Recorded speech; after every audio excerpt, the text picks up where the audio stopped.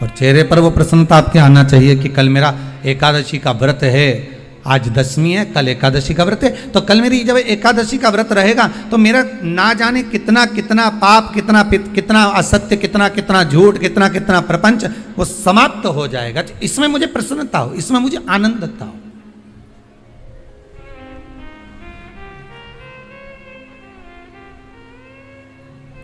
तो क्या कहा गया कि प्रयास करिएगा कि एकादशी के दिन कोई वृक्ष की, कोई डाली की, कोई कोपल की कोई पत्ती ना तोड़ी जाए।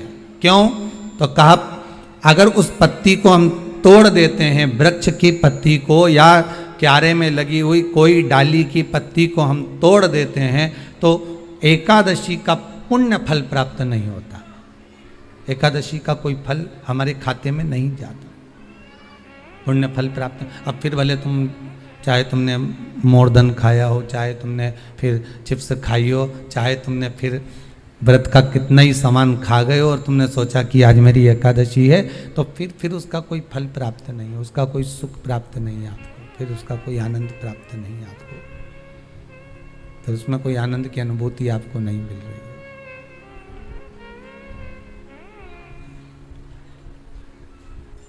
फिर उसमें कोई फल की प्राप्ति आपको नहीं हो रही।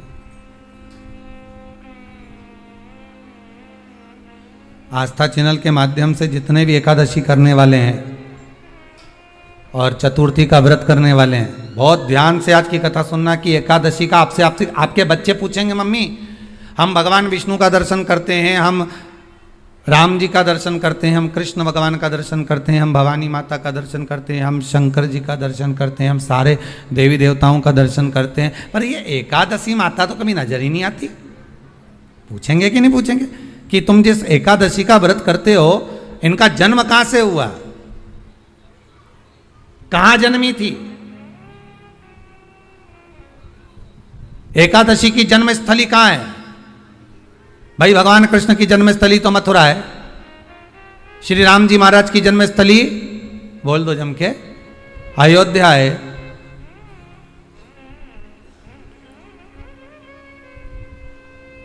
कोई आपसे पूछ ले कि एकादशी की जन्मस्थली कहाँ है तो आधे लोग तो बाल खुजाने में लग जाएंगे कि एकादशी आखिर पैदा कहाँ हुई थी, जन्म कहाँ लिया था, इसका जन्म हुआ कहाँ था, कहाँ जन्मी थी ये?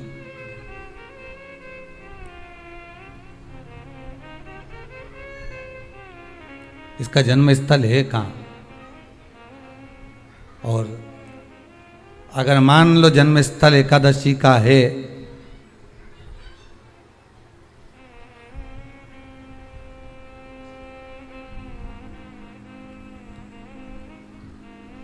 और एकादशी अगर जन्मी है, उसका जन्म हुआ है और दुनिया के लोग इतना व्रत करते हैं, उपवास करते हैं, तो फिर इसका जन्म स्थल कहां होगा? तो कहा इसका जो जन्म स्थल है वो बद्रीनाथ। कहां पर है? बद्रीनाथ। और उस बद्री विशाल में भी एक गुफा जिसका नाम है हेमवती। क्या नाम है? हेमवती। उस गुफा में एकादशी का जन्म स्थल है। बद्री विशाल में हेमवती गुफा जो 12 योजन अंदर प्रवेश करने जितनी है, 12 योजन की गुफा के अंदर, हेमवती के अंदर एकादशी का प्रागट्य हुआ था, एकादशी का जन्म हुआ था।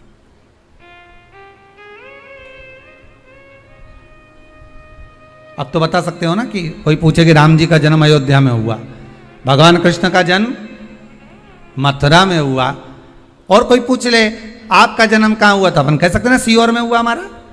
और आपसे कोई पूछे कहाँ हुए तो कहीं इंदौर में हुए, कि देवास में हुए, कि भोपाल में हुए, कि मुंबई में हुए, कि पूना में हुए, आपका तो बता दोगे। पर बच्चे आपसे पूछ ले मम्मी तू इतनी एकादशी का व्रत करती है, एकादशी का तू व्रत करती है और सबको करा देती है कि वल्लभ कुल की एकादशी करो, भले बकरी जैसे चरो पर एकादशी करो, और सबको एकादशी कराया, तो कोई पूछ ले कि एकादशी का जन्म कहाँ हुआ था, तो आप कह सकते हो कि बद्री विशाल में, हेमावती में, बद्री विशाल के हेमवती गुफा के अंदर जो 12 योजन की गुफा है, उस गुफा में एकादशी का जन्म हुआ। कब हुआ?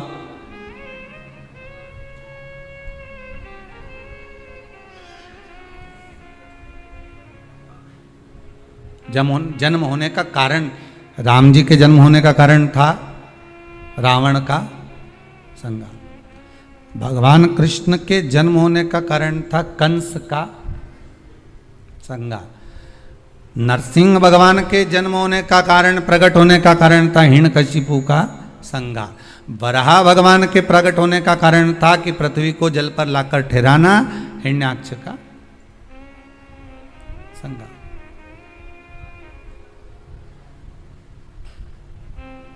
तो फिर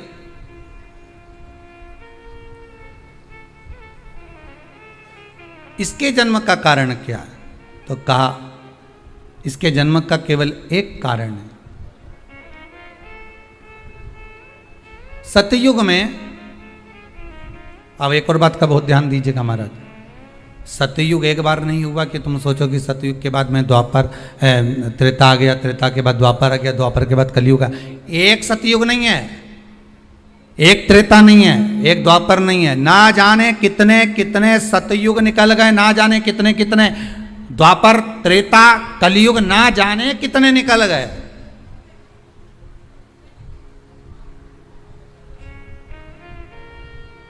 और आप और हम जैसे भी इस पृथ्वी पर ना जाने कितने, अरे जम के तो बोलो, निकल गए। पृथ्वी वहीं की वहीं है, जिस मकान में रहते हो वो मकान भी वहीं की वहीं है। बस कभी कभी एकदम प्लाट हो जाता है, फिर उस पर वापस बन जाता है, फिर क्लीन, फिर बन गया, फिर क्लीन, फिर बन गया। ना जाने कितने कितने कितने कितने जन्म हम ले चुके हैं, और हमारे भी आगे का जन्म कितने जन्म होते रहेंगे। जमीन वहीं की वहीं रह जाएगी और अपन चले जाए, बस वो जगह वहीं रह गई।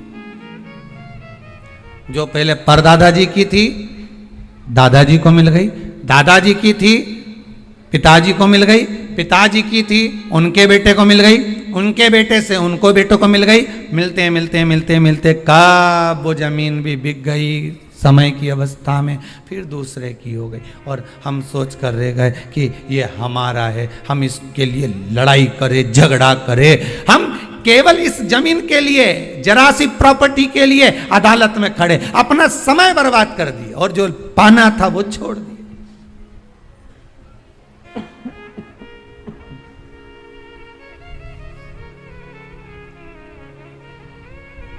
जो पाना था वो छोड़ दिया हमने।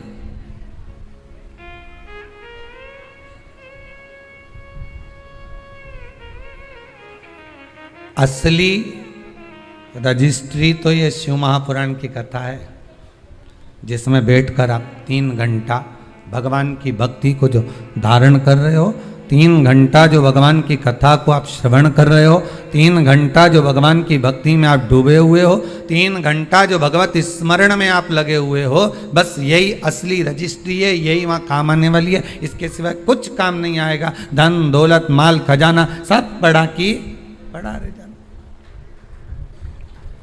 सब धरा की धरा।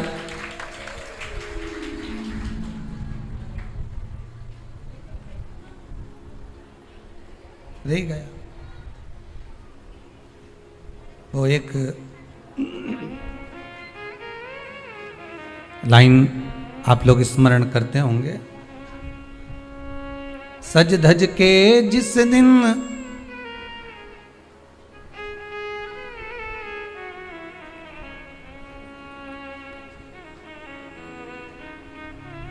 सज धज के जिस दिन मौत की शहजादी आएगी, न सोना काम आएगा न चांदी आएगी।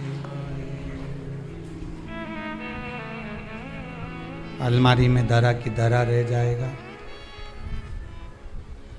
लॉकर में पड़ा की पड़ा रह जाएगा। लॉकर में पड़ा की पड़ा है, अलमारी में धरा की धरा है। कपड़े भी सारे घड़ी बने की बने रहे। कपड़े भी धरे की धरे रह गए और सब पड़ा रह गया कि छोटा सा तू कितने बड़े अरमान हैं तेरे, मट्टी का तू सोने जैसे मान है तेरे, मट्टी की काया एक दिन मट्टी मिल जाएगी, न सोना काम आएगा न चांदी आएगी, न सोना काम आएगा न चांदी आएगी। सज धज के जिस दिन मौत की शहजादी आएगी, ना सोना काम आएगा ना चांदी आएगी, ना सोना काम आएगा ना चांदी आएगी। सब पड़ा रह जाएगा, धरा की धरा रह जाएगा, सब पड़ा की पड़ा रह गया, जीव चला गया।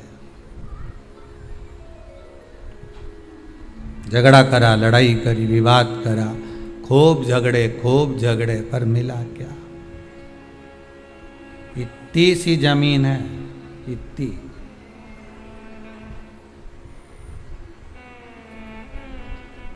मिल भी गई, हो गया, मान लो तुमको मिल गई लड़ाई झगड़ा में। यहाँ तो शिव महापुराण की कथा कहती है कि माता पिता के आशीर्वाद से बड़ी दुनिया में कोई प्रॉपर्टी नहीं है। माता पिता के आशीर्वाद से बड़ी दुनिया में कोई दौलत नहीं है। कि जिस घर में माँ बाप की इज्जत नहीं होती, उस घर में देखना कभी बरकत नहीं होती। सही प्रॉपर्टी, सही जमीन, सही जायदाद, सही धन, सही दौलत, सही संपदा तो माता पिता का आशीर्वाद है।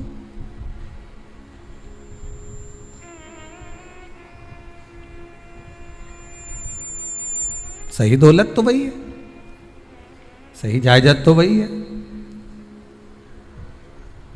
अब प्रयास करना एकादशी के दिन कोई पत्ती ना टूटे।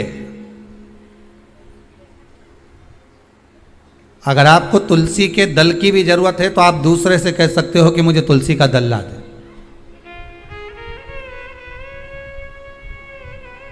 पर मेरे हाथ से मैं किसी को कष्ट ना दूं। कितने तपबल से एकादशी की उत्पत्ति हुई है, कितने तपबल से। महाराज सतयुग एक नहीं आया, ना जाने कितने सतयुग आ गए। द्वापर एक नहीं आया, ना जाने कितने द्वापर। त्रेता एक नहीं, ना जाने कितने त्रेता। कलयुग ना जाने कितने हुए, और अपने जैसे भी ना जाने कितने। तो कभी कभी तुम अहंकार भी मत करना। अपने भीतर यह अभिमान नहीं आना चाहिए कि आपके बराबर कोई दान नहीं कर सकता। किसी के भीतर यह अहंकार ना आए कि हमारे बराबर कोई ये नहीं कर सकता, हमारे बराबर ये कोई बोल नहीं सकता, हमारे बराबर ये कोई होड़ नहीं कर सकता। नहीं नहीं, अहंकार को छोड़ दो।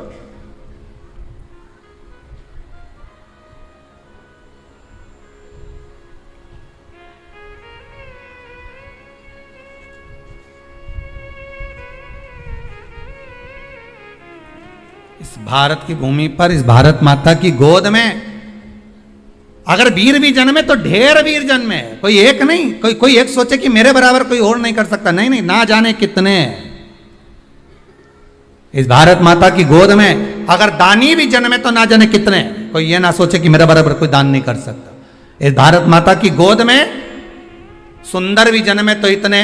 कोई ये ना कह सकता है कि मेरे बराबर कोई सुंदर नहीं है। और इस भारत माता की गोद में कलाकार भी जन्मे तो इतने। कोई ये नहीं कह सकता कि इसके बराबर कोई नहीं। इस भारत माता की गोद में कथाकार भी ढेर जन्मे। कोई ये नहीं कह सकता कि इसके बराबर कोई नहीं। भगवान ने पैदा करा। अभिमान नहीं होना चाहिए, अहंकार नहीं होना चाहिए।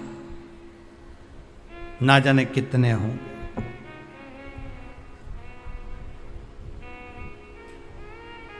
ना जाने कितने।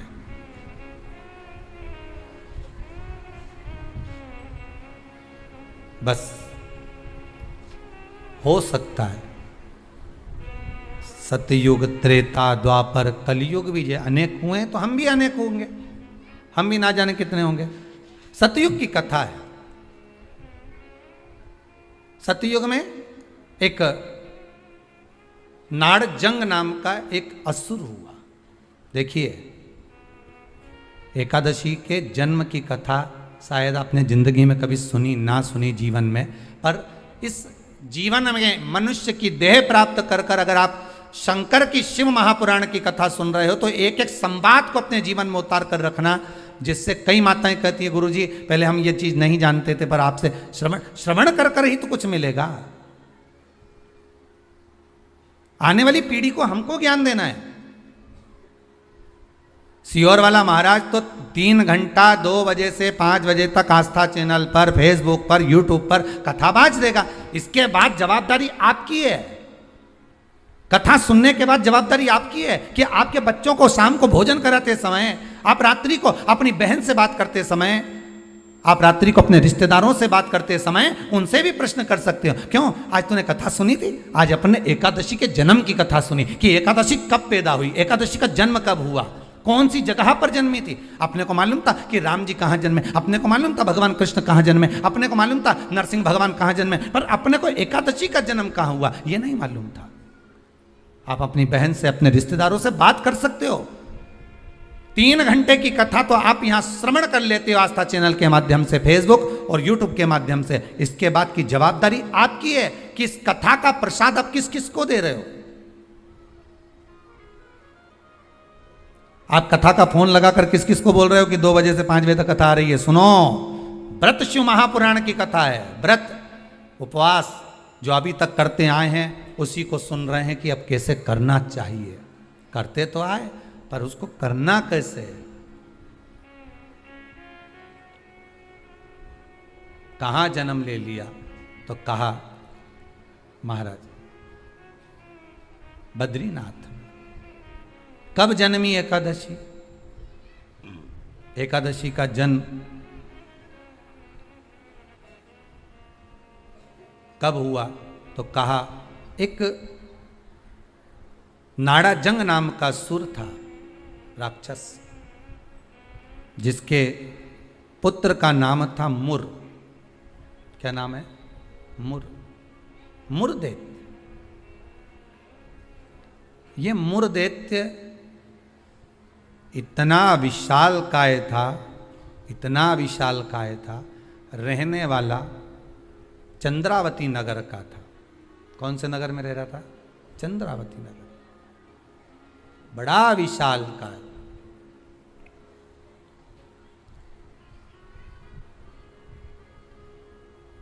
इसमें बल इतना था, इतना बल था कि एक दिन मुरदैत्य ने तप साधना कर कर, दान पुण्य कर कर, स्मरण कर कर सारा पुण्य अपने खाते में रख लिया। आपको कल कथा में कहा था उद्यापन करना मतलब उतने व्रत का पुण्य अपने खाते में जमा कर लेना, फिर वो समाप्त नहीं हो सकता।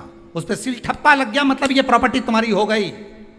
उद्यापन करना मतलब ये इतने व्रत तुम्हारे खाते में चले गए। अब ये व्रत तुम किसी को ना तो कहीं जा सकते हैं ना छिन्न हो सकते, क्योंकि उसका तुमने उद्यापन कर दिया, उस पर सील ठप्पा लग गया, उसकी रजिस्ट्री हो गई, वो आपका हो गया।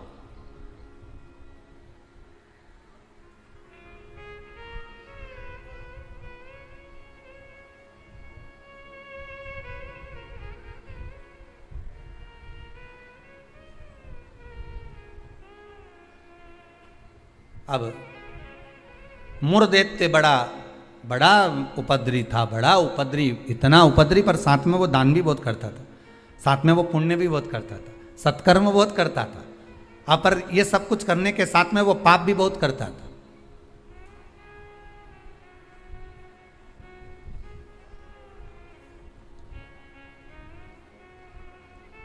बहुत पाप करता था, पुण्य के साथ में पाप भी बहुत करता था। होता है, व्यक्ति पुण्य के साथ में पाप कर भी देता है।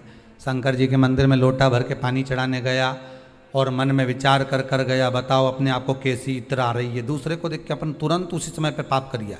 बताओ अपने आप को कितनी इत्र आ रही। अरे अरे वो इतरा रही, इतरान दे, तू तो अपना शंकर जी के जल चढ़ाने, हरि ओम बोलने, नमः शिवाय बोलने, अपने घर जा। तेरे को क्या करना कि इतरारी ने कई कर रही, वो करे करे सो करना। तुम तो शंकर जी भजो, शिव नाम जपो, शंकर का स्मरण करो और भगवान का भजन करके अपने घर जाओ बस। पर मुर दैत्य पुण्य भी करता था तो पाप बहुत करता था। इतना पाप कर्म था, इतना पाप कर्म था कि वो घबराए नहीं, बस पाप ही पाप में लिप्त हो जाए। समय आया, एक बार ये मुर दैत्य पहुंच गया अमरावती, अमरपुर, भगवान वैकुंठ अधिपति के उस भवन में जहां 33 कोटि देवता सदा विराजमान रहते हैं। ऐसे सुंदर आनंद में भगवान के धामों में पहुंच गया और जिस इंद्र लोक में जाता तो इंद्र को पकड़कर जमीन पर फेंक देता। अब बहुत अच्छे से सुनिएगा महाराज, देवता ऊपर जब युद्ध करते थे और युद्ध के मैदान से नीचे गिरते थे तो मृत्यु लोक में नहीं आते थे। कहाँ नहीं आते थे? मृत्यु लोक में। पर मुर दैत्य इतना बलवान था कि देवताओं को जब पकड़कर फेंकता था तो किसी लोक में नहीं जाते थे, मृत्यु लोक में ही जाते थे। अब बल देखिए कितना प्रबल होगा। कोई लोक नहीं, ऊपर से फेंका तो डायरेक्ट नीचे।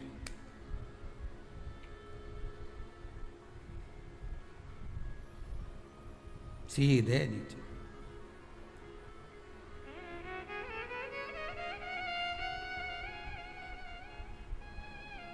जितने लोक उतने देवता, और जितने लोक उतने देवता।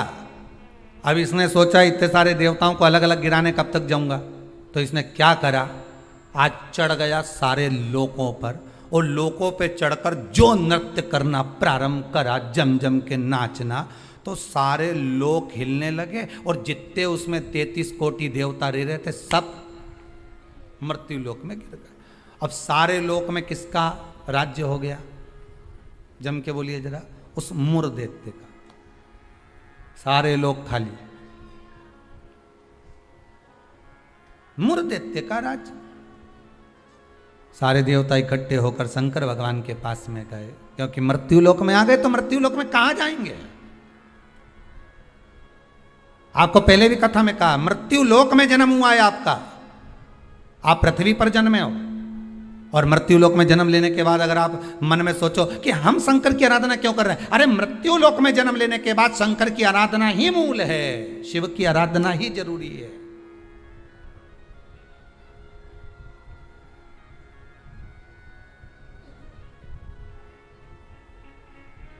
कहां जाएं, किससे कहें? वैकुंठ लोक के अधिपति भगवान विष्णु, ब्रह्मलोक के अधिपति भगवान ब्रह्मा, इंद्रलोक के अधिपति इंद्र, यमलोक के अधिपति यम, मृत्यु लोक के अधिपति महादेव है, भगवान शिव है। और अगर आप मृत्यु लोक में रह रहे हो तो आपके जीवन में अगर दुख है, तकलीफ है, कष्ट है, रोग है, बीमारी है, तकलीफ में हो तो शंकर की शरण में जाइए। सारे 33 कोटि देवताओं का चरित्र एकादशी के जन्म की कथा कर रही है, पद्म पुराण की कथा कर रही है, स्कंद पुराण की कथा कर रही है, शंकर की पावन कथा कर रही है कि देवता जब मृत्यु लोक में आ गए और मृत्यु लोक में आने के बाद उनको जब कष्ट हुआ, किसी देवता के पास नहीं गए, सबसे पहले शंकर जी के पास गए, क्योंकि जो करीब में होता है उसी को पुकारा जाता है। एक बहू पूना में रह रही है और एक बहू तुम्हारे साथ में रह रही है और तुम्हारा पेट दुखे या चक्कर आ रहे हैं तुमको, तो क्या पूना वाली को फोन लगा के बोलोगी बहुत चक्कर आ रहा है?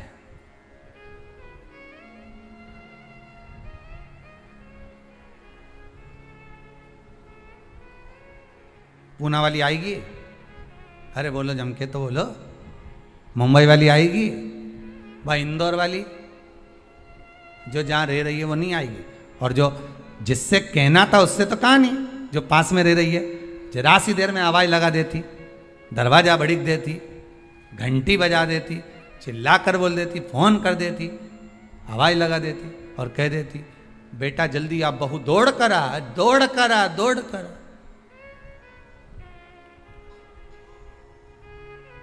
बोलो आती कि नहीं आती? कितना भी झगड़ा हो, कितनी भी लड़ाई हो गई हो तो भी किसी को तकलीफ में है तो ऐसी कोई बहू नहीं होती जो दौड़ कर ना आए। तकलीफ में होगी, भले कितना भी झगड़ा कराओ, कितनी भी लड़ाई करियो, कितना भी विवाद हो, दौड़ के आ गए। और आई तुरंत, क्या हो गया मम्मी? बस मेरे को चक्कर आ रहा है। अब तुमने पूना वाली को बुलाया, इंदौर वाली के बुलाया, बड़नगर वाली के बुलाया, ने पीपर ठौन वाली के बुलाया, ने नीमच वाली के बुलाया, सब क्या बुलाया तुमने, पर तुमने उसको नहीं बुलाया जो पास में थी।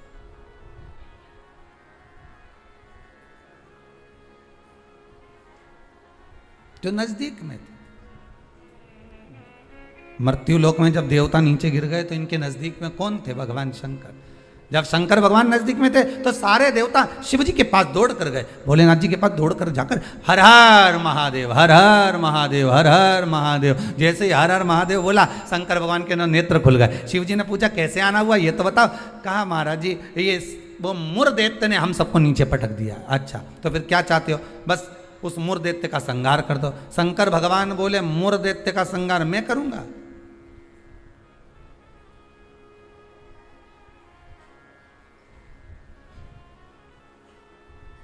मैं नहीं कर सकता। क्यों? उसका संहार भगवान विष्णु करेंगे। उनसे जब कहो जाकर, तो भगवान विष्णु तो हमारे, हम 33 कोटि देवता नीचे नजर आ रहे, पर भगवान विष्णु कहीं नजर नहीं आ रहे। हमको तो लग गया ऊपर से पटका होगा तो वो नीचे चले गए होंगे। भगवान नहीं दिख रहे हमको, हमें नजर नहीं आ रहे, हम कहां ढूंढे उनको? ये हमारी दृष्टि है। हमारी दृष्टि से भगवान को हम देखने का प्रयास करेंगे ना, भगवान नहीं मिल सकता। भगवान को पाने के लिए भीतर की दृष्टि चाहिए, आत्मा की दृष्टि, मन की दृष्टि चाहिए। हमारी दृष्टि पे तो चश्मा लगा होता है। हाँ, ब्लैक कलर का लगा है तो ब्लैक दिखेगा, नीला लगा है तो नीला, पीला लगा है तो पीला, हरा लगा है तो हरा। उसी तरह हमारी दृष्टि पे चश्मा लगा है, कामी होगा तो कामी दिखेगा, लोभी होगा तो लोभी दिखेगा। चोर को चोर नजर आता है, साहूकार को साहूकार नजर आता है, बेईमान को बेईमान नजर आता है, ईमानदार को ईमानदार नजर आता है, धर्मात्मा को धर्मात्मा नजर आता है, पुण्यात्मा को पुण्यात्मा नजर आता है। साहूकार को साहूकार दिखेगा, ईमानदार को ईमानदार दिखेगा, ढोंगी को ढोंगी नजर आएगा, पापी को पापी नजर आएगा, कपटी को कपटी नजर आएगा। आप जैसा चश्मा लगाए होगे, सामने वाला व्यक्ति वैसा नजर आएगा। आप अपनी आंखों का इलाज अच्छा करवाओ, सामने वाला व्यक्ति अपने आप ही अच्छा नजर आने लगेगा, अपने आप। हमारी सास तो हमेशा हमारा बुरा ही सोचती है। सास बुरा नहीं सोचती, चश्मा गड़बड़ हो गया। समझ गए? अरे बोलो तो, समझ गए ना? चश्मा गड़बड़ हो गया मतलब दृष्टि गड़बड़ हो गई। हमने देखा हमारी सास हमारा बुरा सोचती है, मतलब बुरे हम हैं, हम सोच रहे हैं बुरे। अगर अच्छा सोचते तो कह देते हाँ है तो सास ना, इन्होंने मेरे पति को जन्म दिया है, और मेरे पति को जन्म दिया। जब पति इतना प्रेम से मेरे से व्यवहार करे तो सास क्यों व्यवहार खराब करेगी? अरे बोलो तो, करेगी। जब पति तेरे लिए जेब में भर के गजक लाए, कुरकुरा लिया है, चिप्स लिया है, तब तूने एक बार भी नहीं किया कि बताओ मेरा क्या जो, तो कहे पति अच्छा है पर सास बुरी। नहीं नहीं, दृष्टि हमारी बुरी है, उसमें हमें सामने वाला व्यक्ति गलत नजर आ रहा है। हम अच्छा देखना प्रारंभ कर देंगे ना तो हमको अच्छा मिलने लगेगा।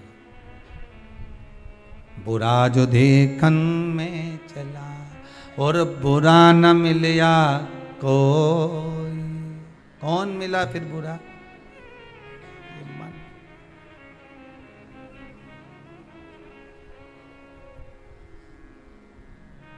इस मन को बुरा कर। मैं नहीं मार सकता मुर्दैत्य को, भगवान विष्णु मारेंगे। भगवान विष्णु कहाँ मिलेंगे? क्षीर सागर में शयन कर रहे हैं, जाइए। सारे देवता पहुंच गए क्षीर सागर। प्रभु कृपा करिए। भगवान विष्णु ने पूछा क्या हुआ? वो मुर्दैत्य ने आक्रमण कर रखा है, सबको उठा उठा के पटक दिया, एक भी नहीं बचा, सारे लोग खाली पड़े। अच्छा फिर मां कौन बैठा है? तो क्या मुर्दैत्य बैठा अकेला? हो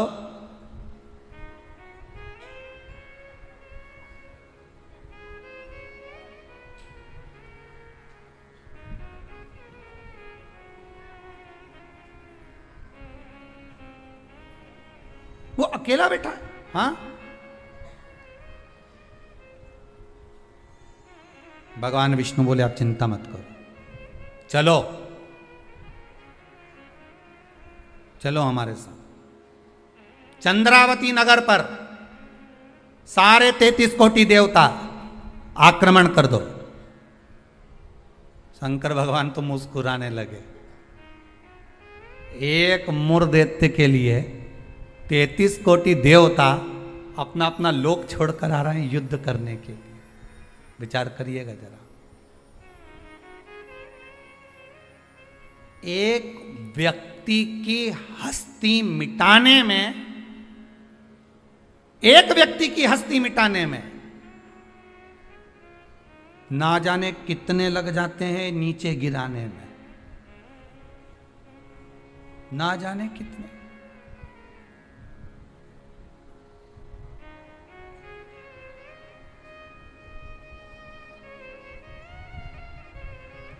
जब व्यक्ति मर जाता है तो दुनिया के लोग रोते हैं, बेचारा मर गया।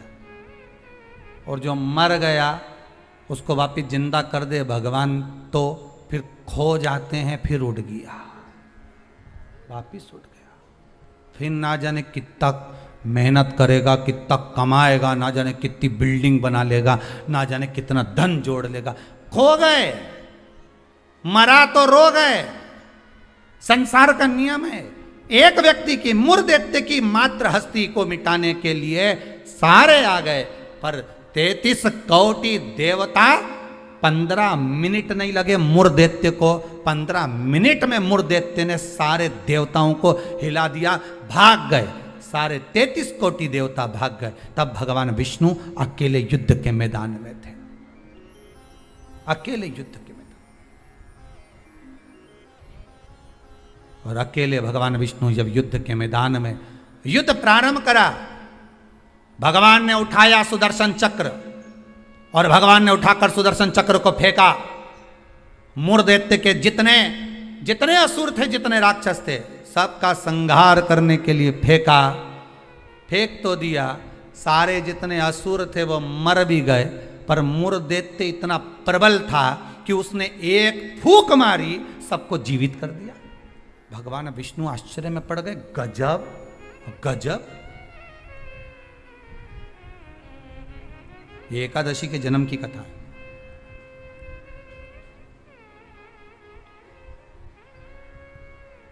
गजब हो गया, इतने सारे मरे और एक क्षण में भगवान ने तो सुदर्शन फेंका ने, सब घूम के गया ने, सबके मार के आया।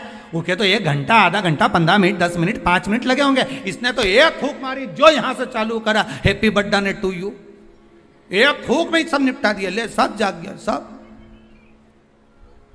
जैसे वो 11 साल होए तो लोग 11 मोमबत्ती जला। हमारे यहाँ तो कहीं नियम नहीं है, हिंदू धर्म के शास्त्र के अनुसार ये नियम नहीं है कि मोमबत्ती को बुझाओ कि दिया बुझाओ। हमारे यहाँ तो जन्मदिन मनाओ तो दिया जलाओ। और पहले बात तो जन्मदिन मनाओ तो पहले सोच के मनाओ कि 14 साल के हो गए, मतलब भगवान के करीब जाते जा रहे हैं, करीब। 35 साल के हो गए, मतलब 36वें में लग गए, उसके और करीब पहुंच गए। जैसे जैसे उम्र बढ़ती जा रही, तुम तो केक काट रहे हो, ऊपर तो नगाड़े बज रहे हैं, भेरू आने वाला है, ऊपर नगाड़े बज रहे हैं। 68 का हो गया, गांव के लोग जन्मदिन मना रहे, ऊपर कह रहे तैयारी कर लो रे, थोड़ा और बचा है, आने वाला है।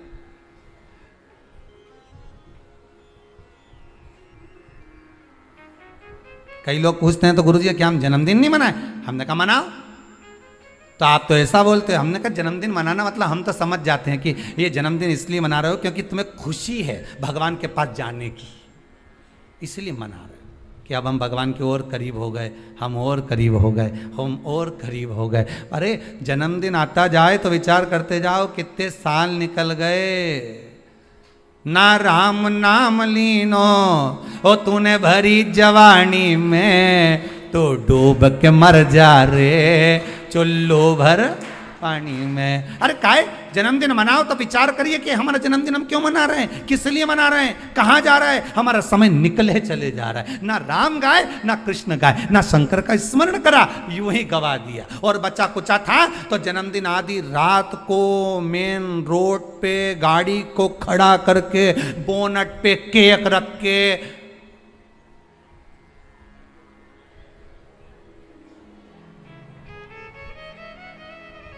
तो बेचारा इतना अच्छा व्यक्ति का जन्मदिन रोड पे मना रहे जैसे बेचारा अनाथ है रे, इसका कोई नहीं बापड़े का। उसके घर में उसकी मम्मी है, उसके घर में उसके पिताजी हैं, उसके घर में उसका भाई है, उसके घर में पूरा परिवार है, और जन्मदिन कहां मना रहा है? रोड पे। हैप्पी बर्थडे टू यू, क्योंकि अनाथ है तो जन्मदिन रोड पे मन रहा है। अगर अनाथ नहीं होता तो जन्मदिन उसके माता पिता को खड़े रखकर मनाते कि इस माता ने जन्म दिया है तेरे जैसे बेस्ट फ्रेंड को, इसको जन्म दिया है, इस माता ने मेरे दोस्तों को जन्म दिया।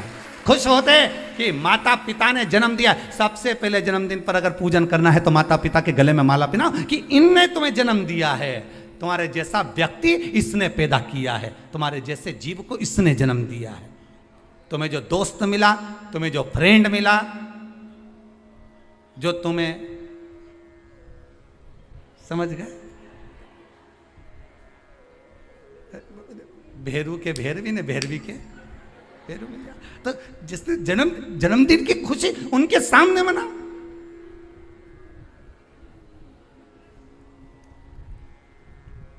चले गए रोड पे, गाड़ी खड़ी कर ली, केक काट लिया, आधी रात को बम फटाका फोड़ लिया, बस। क्या मतलब?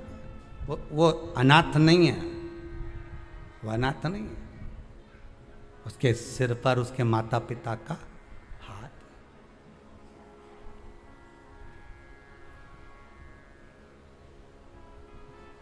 ने एक फूंक मारी केक की, सारी मोमबत्ती बुझा दी। और इस मुर्देते ने एक फूंक मारी ने जितना गिरा पड़ा था नहीं सबके जगा दिया एक ही में।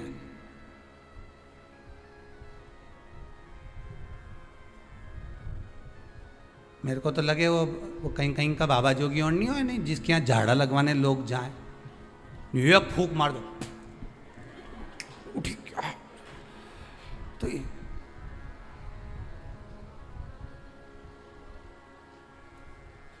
देखा, एक फूंक में उठ गया। तो जो उठा उससे पूछा कितना समय से बीमार पड़ा था ने? महाराज जी ने एक फूंक मारी ने उठ गया। वो बोला फूंक से उठा नहीं हूं, महाराज जी के मुंडा में ऐसी बदबू आई रही थी, एक बार में उठ गया। इसलिए भगा, ये दूसरी मार देगा फूंक तो निपटी जाऊंगा, तो मैं जाऊंगा। और कह गया महाराज जी के कान में, कहीं पायरिया की कहीं बीमारी बीमारी तो नहीं है मुंडा में? फूंक में छूट।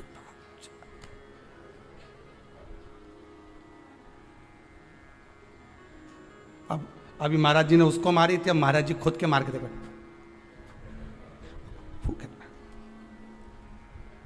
मुर्देते ने जो फूंक मारी ने सब पड़िया ने सब उठी गया एक साथ, सारा की सारा उठ के बैठ गया। अब तो भगवान भी सोचे क्या करें। भगवान ने सुदर्शन को वापस लिया, गदा का प्रहार करा। गदा युद्ध हजारों वर्ष तक चला मुर्देत्य के साथ, 1000 वर्ष तक गदा युद्ध चला है भगवान विष्णु का। गदा युद्ध में जब भगवान विष्णु हार गए तब मल्लाह युद्ध प्रारंभ हुआ। कहते हैं हजारों वर्ष निकल गए, 10, 20, 25, 50,000 वर्ष केवल मल्लाह युद्ध में निकल गए भगवान विष्णु के, तो भी नहीं हारा। आखिरी में भगवान विष्णु की हापड़ी थोड़ी ऊंची, भगवान विष्णु को लगा कि ये हार नहीं रहा। भगवान विष्णु थक गए क्योंकि ये मुर्देत्य तो पत्थर जैसा था और मेरे नारायण कमल जैसे कोमल थे। भगवान एक जगह जाकर बैठे, लक्ष्मी जी ने, पद्मावती जी ने, माता लक्ष्मी ने जाकर पूछा नाथ हुआ क्या है? भगवान कह रहे हैं मैं थक चुका हूं, हजारों वर्ष से युद्ध लड़ रहा हूं पर तू ये हारता नहीं है। तब लक्ष्मी मैं आता हूं तो रुक। लक्ष्मी जी को क्षीर सागर में रोका और भगवान नारायण दौड़ कर गए बद्री विशाल। हेमवती गुफा में प्रवेश कर गए। 12 योजन की उस गुफा में मेरे भगवान प्रवेश कर गए। जाकर मेरे नारायण सो गए, क्योंकि इतने थक चुके थे।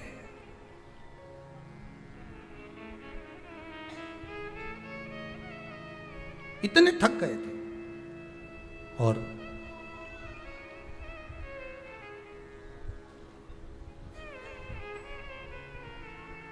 इतने थक गए भगवान, इतने थक गए, सो गए। मुरदैत्य भगवान के पीछे पीछे दौड़ कर आया कि आखिर ये जा कहां रहे हैं, ये जा कहां रहे हैं। मुरदैत्य ने विचार करा, आज भगवान भाग कर कहां जा रहे हैं मुझसे। केवल वो काल्यावन को देखकर भगवान युद्ध का मैदान छोड़कर नहीं भागे थे, यहाँ मुरदैत्य को देखकर भी भगवान युद्ध का मैदान छोड़कर भागे थे। भगवान का नाम था रणछोड़ राय। कहाँ जा रहे हैं, किस जगह जा रहे हैं, जा रहे चले।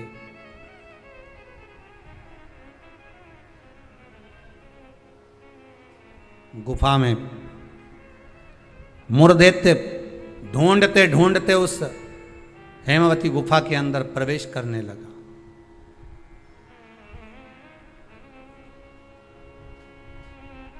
वहां पर हेमवती गुफा में जैसे ही प्रवेश करा, उस समय पर पाप पुरुष,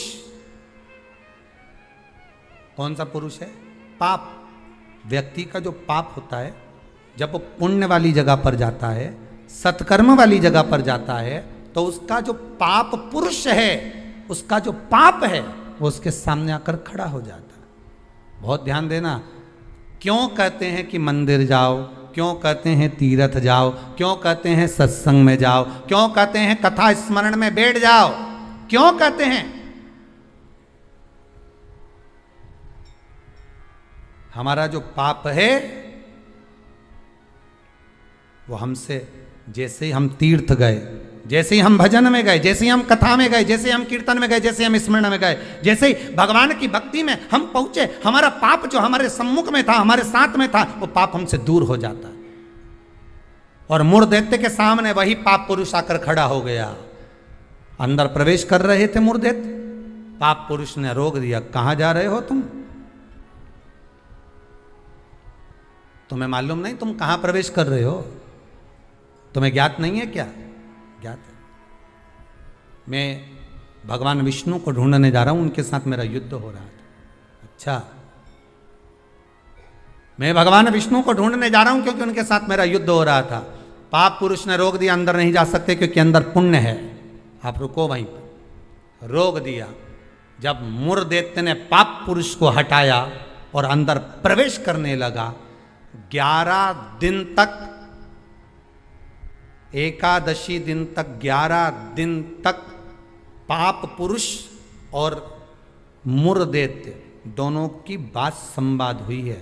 पाप सामने है, मुरदैत्य प्रवेश कर रहा है, बीच में पाप अड़ा पड़ा है। और वहीं बस उस 11 दिन में क्या हुआ कि 11 दिन में भगवान विष्णु के शरीर से एक स्त्री ने जन्म ले लिया, एक कन्या ने, एक स्त्री ने, एक नारी प्रकट हो गई।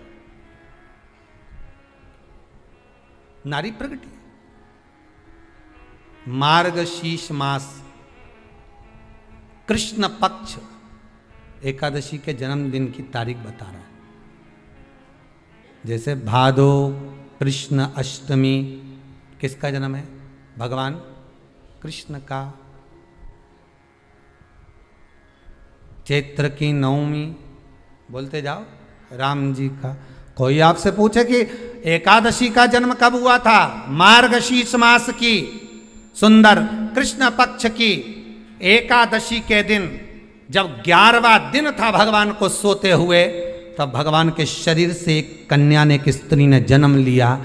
11वें दिन जन्मी, इसलिए भगवान आगे इसका नामकरण संस्कार करेंगे, उसका नाम एकादशी रखेंगे।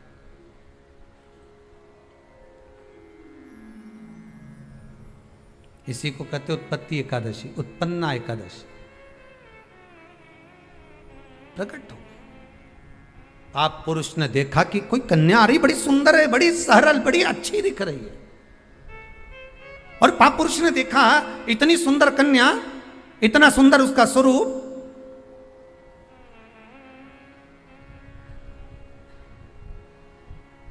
कईयों के मन में बड़ा प्रश्न होता है महाराज जी, कई माताएं बहुत प्रश्न करती हैं, कहती हैं गुरुजी क्या एकादशी का व्रत केवल वेधव्य नारी करती है? क्या एकादशी का व्रत केवल संत करते हैं, साधु करते हैं? नहीं नहीं, एकादशी का व्रत तो जन्म लिया बच्चे से लेकर मृत्यु के घाट पर पड़ा हुआ व्यक्ति भी एकादशी का व्रत कर सकता है। अपनी एकादशी स्वयं करो, मरने के बाद दूसरे लोग एकादशी दें, उससे अच्छा है कि अपना अकाउंट में खुद जमा करते चलो।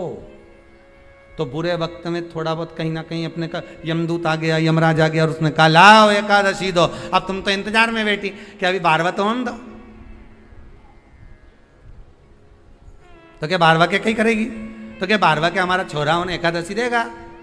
तुम खड़े रहो। अब वो 10 दिन तक तो इंतजार करा। गरुड़ पुराण में लिखा है जीवात्मा के जब प्राण छूटते हैं, किसी के प्राण छूटे, प्राण छूटने के 10 दिन तक जीवात्मा घर की अटारी पर रहती है।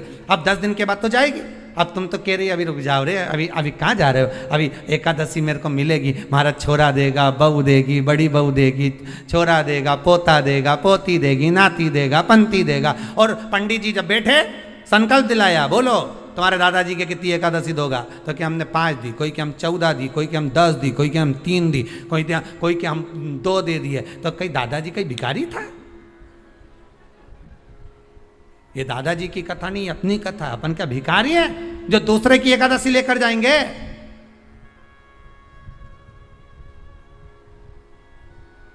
अपन अपनी एकादशी खुद करो, स्वयं एकादशी करो, फिर कहूंगा भले बकरी जैसे चरो, पर एकादशी कर। स्वयं अपने लिए एकादशी करो। जिस समय पर जाएं तो इंतजार नहीं करना पड़े कि रुक जाए 12वां तो होने दे, अभी एकादशी पंडित जी संकल्प छुड़ाएगा ना जब मिले। नहीं हम तो अब भी ले के जाए। तो क्या ले चल, मैंने तो खूब करी, पूरा साल की एकादशी करी, तुझे क्या ही मालूम रही है महाराज? चल मुझे ले चल। एकादशी की मृत्यु दीजे, द्वादशी को दाग वृंदावन की लकड़ी दीजे दोनों। ऐसी कृपा प्रभु। एक सुंदर जो स्त्री का जन्म हुआ, जो कन्या का जन्म हुआ, जो एक सुंदर स्त्री जो जन्मी है, भगवान विश्राम जो कर रहे हैं, सो रहे हैं,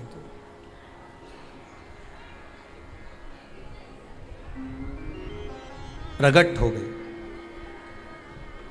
एकादशी का जन्म मार्गशीर्ष मास कृष्ण पक्ष एकादशी, उत्पन्ना, उत्पत्ति एकादशी प्रकट। पाप पुरुष एकादशी को देखा, भाग गए। कितना सुंदर व्याख्यान वर्णन है, जरा ध्यान दीजिएगा कि मात्र एकादशी का दर्शन ही पाप पुरुष ने करा और वो भी भाग गया। घर में अगर कोई एक व्यक्ति एकादशी का व्रत करता है तो उसके घर में पाप प्रवेश नहीं करता। ये देखिए कितना सुंदर व्याख्या। पाप पुरुष भागा। मुरदैत्य सामने खड़ा था। जैसे ही सुंदर स्त्री को देखा, मुरदैत्य ने हाथ आगे बढ़ाया। इतने में एकादशी माता ने तुरंत जो हाथ का धक्का दिया कि मुरदैत्य ने जैसे देवताओं को नीचे पटका था, वैसे ही मुरदैत्य भी भूमि पर गिर पड़ा। बहुत ध्यान देना, अगर आप किसी को नीचे गिरा रहे हो तो अपनी भी तैयारी पूरी कर कर रखना कि तुम भी कहीं ना कहीं नीचे गिरोगे। आज नहीं तो कल। आप किसी के लिए खड्डा खोद रहे हो, तैयारी कर रखना, एक दिन आपके लिए भी तैयारी होता है। घर में एक बूढ़े पिताजी रहते थे, तो पत्नी ने कहा तुम्हारे पिताजी बहुत खांसते हैं, बच्चों को पढ़ने में तकलीफ होती है, एक काम करो, इनको माली के कमरे में ठहरा दो, चौकीदार वाले, चौकीदार के कमरे में, पिताजी को। हाँ, फिर रोटी वोटी भोजन वोजन क्या करेंगे, मैं यहाँ से सब भेज दूंगी, तुम चिंता मत करो। पिताजी को चौकीदार के कमरे में ठहराओ, एक घंटी लगा दो, पिताजी घंटी बजाएंगे, मैं यहाँ से सामान भेज दूंगी। ठीक है। पिताजी से बेटे ने कहा, पापा बाबूजी आप पीछे के कमरे में ठहर जाओगे क्या चौकीदार वाले? हाँ बेटा, मुझे तो सोना है, कहीं पर भी सो जाऊं, उसमें क्या दिक्कत। हाथ जोड़ के, पिताजी आपसे हाथ जोड़ता हूं, आप इस मकान में अंदर कभी मत आना, आप बाहर रहो। ठीक है बेटा, अगर आप बोल रहे हो तो मुझे कोई दिक्कत नहीं है। ठीक है, एक घंटी लगा देता हूं, बजा देना, पानी ले आएगी बहू, भोजन ले आएगी, नाश्ता ले आएगी, चाय ले आएगी। ठीक है,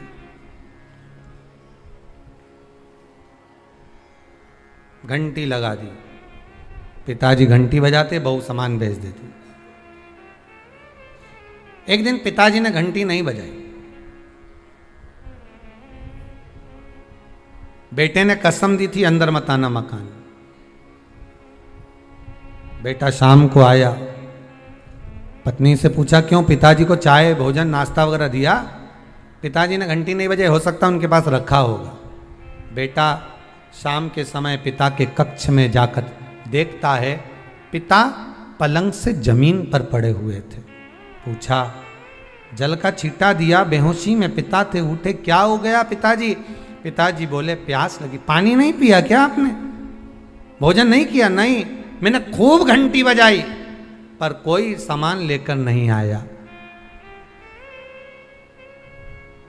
बेटे ने घंटी बजाकर देखी तो घंटी नहीं बज रही थी। पिताजी घंटी तो बज नहीं रही है। पिताजी बोले, मुझे लगता है घंटी के तार को ऊंदरा ने कतर दिया होगा, चूहे ने कतर दिया होगा, इसलिए घंटी नहीं बज रही होगी। बहू का दोष नहीं है बेटा। बेटा बाप को पानी पिलाता, इतने में बाप चला गया, मर गया, प्राण छूट गए, अंतिम संस्कार हो गया, 10 दिन पूर्ण हो गए, सफाई होने लगी। घर में 2 बच्चे थे छोटे छोटे, जब माँ सफाई कर रही थी तो घर के दोनों बच्चे ने, एक ने तार को घड़ी बनाया, जेब में रखा, एक ने घंटी को अपनी जेब में रखा। माँ ने पूछ लिया, क्या कर रहे हो? बच्चे चिल्ला कर दौड़े, घंटी जेब में रख रहे हैं। क्यों? जैसे आपने दादाजी के लिए घंटी लगाई थी, आपकी बहू आपके लिए लगाएगी, उसकी तैयारी कर रहे हैं। ये उसकी तैयारी है, जैसा करोगे वैसा भरोगे।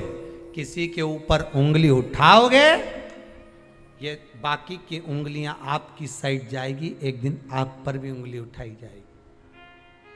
कि किसी के लिए अपयश करोगे, एक दिन अपयश आपको भोगना पड़ेगा। किसी के लिए आप शब्द बोलोगे, वो शब्द आपको भी झेलना पड़ेगा। किसी के लिए बुरा करोगे, बुरा आपको भी झेलना पड़ेगा। मत बुरे कर्म कर बंदे, वरना पछताएगा। भगवान की आंखों से तू बच नहीं पाएगा, तू बच नहीं पाएगा। कब तक बचोगे? किसी कपटी के साथ कपट करोगे ना, चल जाएगा, पर किसी भोले के साथ, सीधे के साथ, जिसने आपके साथ पूर्ण विश्वास करा, उसके साथ अगर कपट कर गए तो जिंदगी नरक जैसी जाएगी, नरक से भी। भोला है कोई घर में, आपके परिवार में कोई सीधा है, भोला है, बहुत सरल है, किसी के बीच में नहीं बोलता, उसके साथ अगर आप कपट करोगे तो आपको रोना तो बहुत पड़ेगा साहब, बिलकना तो पड़ेगा, बहुत। अब एकादशी ने धक्का दिया, नीचे गिर गया। कहते हैं 1 वर्ष लग गया था उस मूर दैत्य को उठने में, जो धक्का एकादशी ने मारा था। कई एकादशी ऐसी रे, एक धक्का जो मारे नहीं तो अच्छा निपटी जाए। पाप कपट छल बेईमानी प्रपंच, ये तो उठे ही नहीं दादा एकादशी के दिन, ये सब दुबक के बैठ जाए, आज एकादशी है, आपने बोलना ही नहीं। ऐसे हर एकादशी पे एकादशी आ जाए तो तो तुम काय बोले उससे?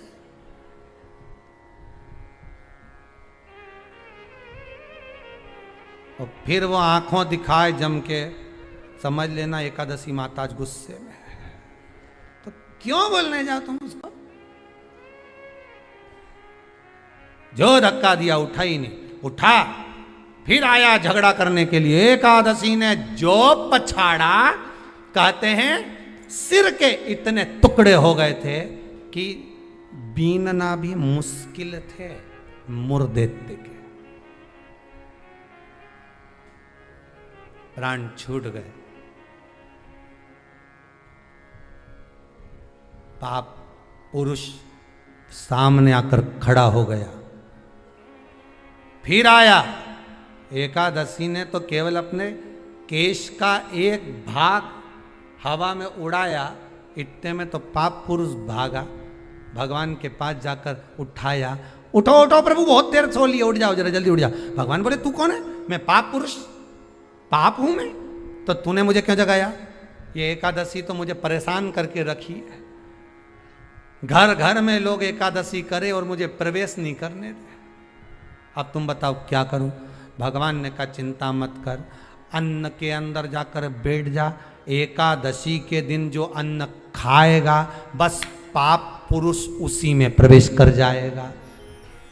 पाप पुरुष उसी में प्रवेश करेगा, तू अन्न के अंदर जाकर बैठ जा। ठीक है, मैं अन्न के अंदर जा। भगवान के नेत्र खुले, एकादशी को देखा, इतनी सुंदर एकादशी थी साहब। इसलिए शास्त्र कहता है कि जितनी एकादशी होती है, 26 की 26 एकादशी का अगर आप वर्णन करेंगे, 26 की 26 एकादशी का यदि आप स्मरण करेंगे, तो एक एक एकादशी का अगर नाम स्मरण करें तो कितना कितना सुंदर। चैत्र के महीने में 2 एकादशी, कामदा पाप मोचन, बैसाख में 2 वरुथनी मोहिनी, ज्येष्ठ महीना अपरा निर्जला, आषाढ़ योगनी देवशवनी, श्रावण महीने की कामिका पुत्रदायिनी, भादो महीने की अजा परिवर्तनी, अश्विनी महीने की इंद्रा पापकुशा, कार्तिक महीने की रमा प्रबोधनी, मार्गशीर्ष मास की उत्पन्ना और मोक्षदा, पौष महीने की सफला और पुत्रदा, माघ महीने की परतिला और जया, फागुन महीने की विजया और आमल की एकादशी, अधिक मास की पद्मनी और परमा। कितने सुंदर नाम है। अब इस नाम से पहचान करो, निर्जला, कितनी सुंदर नाम। अब नाम इतना सुंदर है तो एकादशी कितनी सुंदर होगी। अब एकादशी इतनी सुंदर होगी तो जिस दिन तुम व्रत करोगी एकादशी का, तो तुम कितनी सुंदर होगी। मतलब भगवान कितने प्रेम से स्वीकारेगा कि इसका हृदय कितना सुंदर है।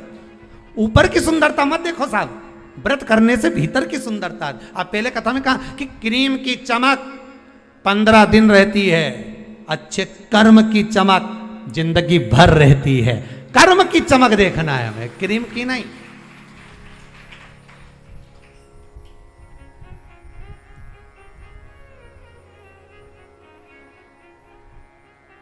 ये क्रीम वालों पे तो केस लगा देना चाहिए कि हम इतने काले थे अभी तक गोरे नहीं हुए।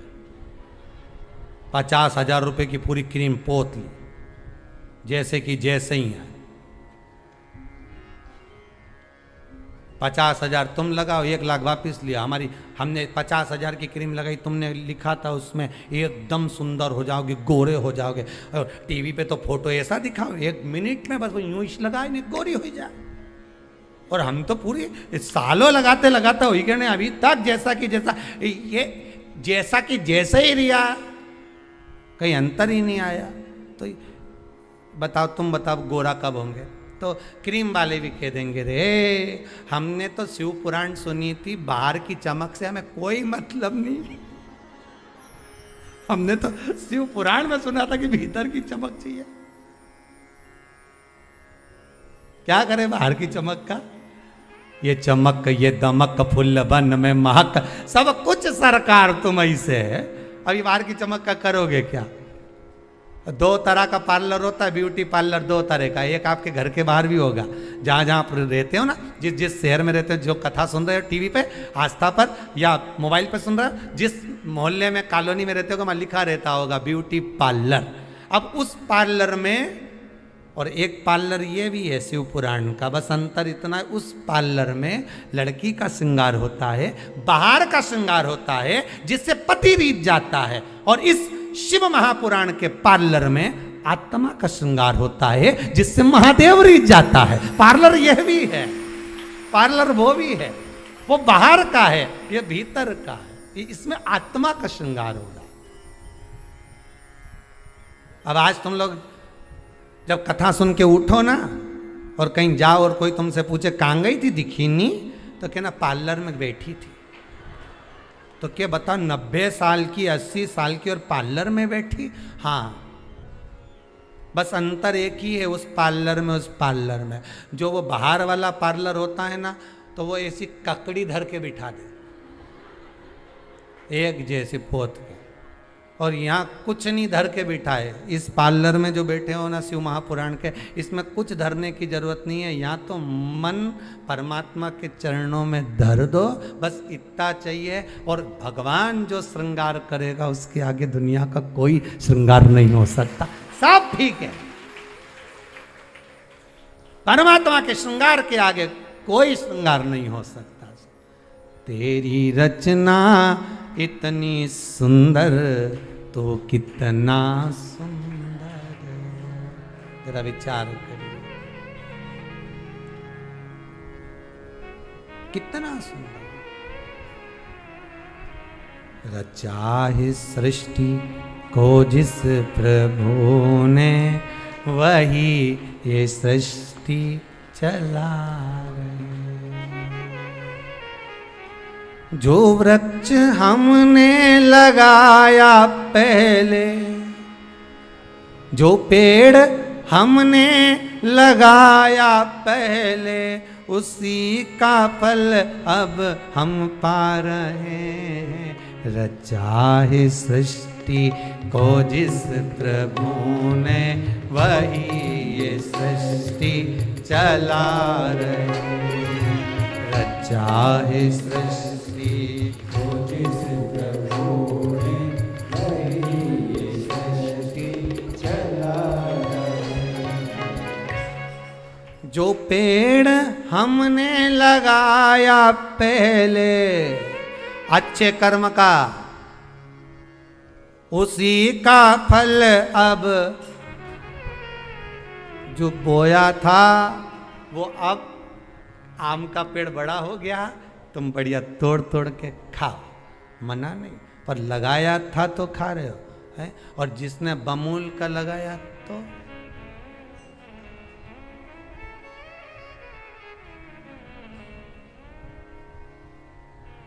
जो पेड़ हमने लगाया पहले और कांटा चुभ गया, उसी का फल अब हम पा रहे हैं। रचा है सृष्टि को जिस प्रभु ने, वही है सृष्टि चला। ये उसी का कितना लेवल मिलाता है, देखो तो सही। लोग कह रहे थे जनसंख्या बढ़ गई, जनसंख्या बढ़ गई।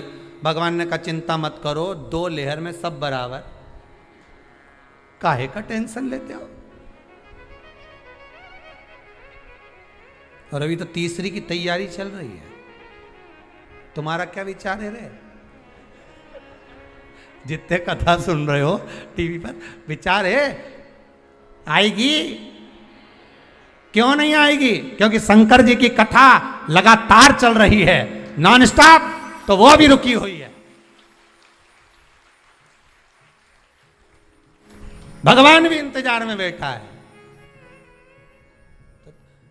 वो उसके यहाँ का लेवल का मत देखो, वो तो कुछ भी कर सकता है। उसकी तो कंपनियां ऐसी जोरदार है, 2 मिनट में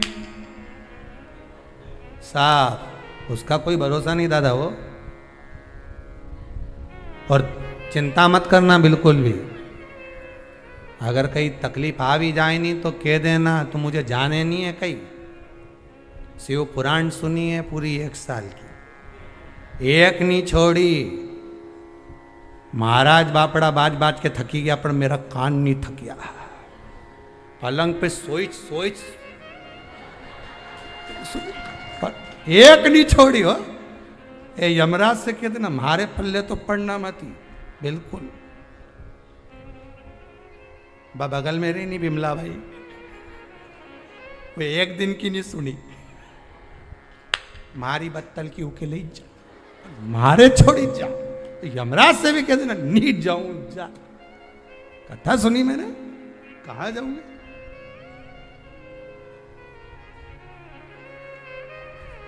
अब कहां जाए। जो पछाड़ा, एकादशी ने जो पछाड़ा और मुर दैत्य मरा। मुर दैत्य तो मर गया, समाप्त हो गया। वो जो 11वें दिन जन्मी थी, उसने हाथ जोड़कर निवेदन करा नारायण से। नारायण ने पूछा, तुम कौन हो? इतनी सुंदर हो तुम, इतनी सुंदर कौन हो तुम? आखिर कौन हो तुम, इतनी सुंदर कौन हो? कहा, महाराज भगवान विष्णु से कह रही है, मैं आपके शरीर से प्रकट हुई हूं। 11 दिन तक आप विश्राम करें, आपका हृदय, आपका चित्त, आपकी वृत्ति से मैं प्रकट हूं। भगवान ने कहा, तू 11वें दिन जन्मी है, मैं तुझे एकादशी नाम देता हूं। मांग, तुझे क्या चाहिए? मांग ले, तुझे क्या चाहिए? क्योंकि तूने मुर दैत्य को मारा है, जो कोई देवता नहीं मार पाए। बोल, तुझे क्या? सारे देवता जहां हार गए थे, वहां तू प्रकट होकर तूने संहार किया। मांग, तुझे क्या चाहिए? एकादशी ने भगवान विष्णु से कहा, नाथ प्रभु वर दे दो। मृत्यु लोक में जो मनुष्य मेरा व्रत करेगा, चाहे जलचर, थलचर, वायुचर या सांसारिक मनुष्य, मेरा अगर एकादशी का व्रत करेगा, प्रभु उसके यहाँ धन धान्य वैभव सुख संपदा बढ़ेगी और उस जीवात्मा को नरक नहीं भोगना पड़ेगा, सीधे वैकुंठ का उसको वास मिलेगा।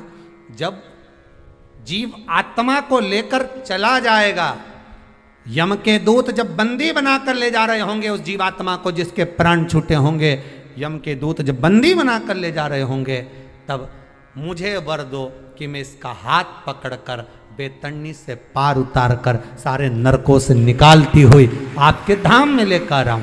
भगवान ने वर दे दिया, तथास्तु। हे एकादशी सुनो, मृत्यु लोक का मनुष्य अन्न का त्याग कर कर, क्योंकि अन्न में एकादशी के दिन पाप पुरुष रहता है, अन्न का त्याग कर कर एकादशी के दिन जो मनुष्य तुम्हारा व्रत धारण करेगा, उस व्रत को करेगा और उस व्रत को धारण करेगा, उसकी मनोकामना पूर्ण होकर वो मेरे ही धाम को जाएगा।